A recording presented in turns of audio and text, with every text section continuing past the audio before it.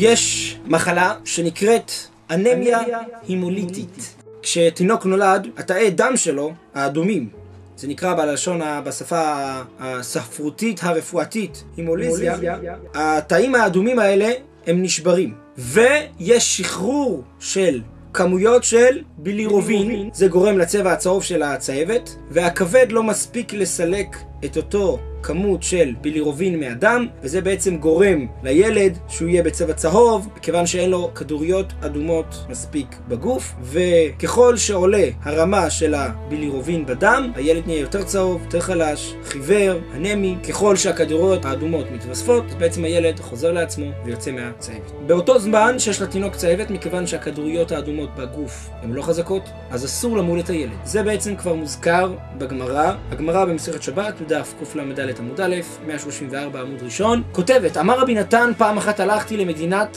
קפוטקיה, ובאה אישה לפניי שבאמת אימה לה את הבן שלה הראשון ומת, השני ומת. כשהביאה לי את השלישי הצצתי עליו וראיתי שהוא בצבע צהוב. אמרתי לה, את לא יכולה למול אותו כיוון שלא נזרק בו דם מילה, זאת אומרת אין בו עדיין את הצבע האדום של הכדוריות האדומיות, הוא בעצם סובל מאנמיה הימוליטית של הילוד, זה נקרא לזה בשפה המקצועית המודרנית הרפואתית, ולכן המתיני לו עד שהכבד יתגבר ועל המחלה הזאת, ובעצם יהיה תפקוד שוטף של כדוריות אדומות, ואז אפשר יהיה לרפא אותו, ואז יהיה אפשר למול אותו. וככה היה באמת, חיכו לו, ובאמת אותו תינוק, אחרי שמלו אותו, נימול, ונקרא על שמו של הרב נתן. שוב פעם אנחנו רואים שיש ריפוי טבעי לצהבת באופן כזה שכבר חז"ל ידעו אותו לפני כ-1500 שנה. דבר נוסף, בגמרא יש כל מיני ניתוחים כירורגיים שבר מינן, לא עלינו ולא על כל אחד מעם ישראל, שצריך לפתוח את הראש ולפעמים להוציא משם כל מיני גופים זרים. הניתוח כירורגי צריך להיעשות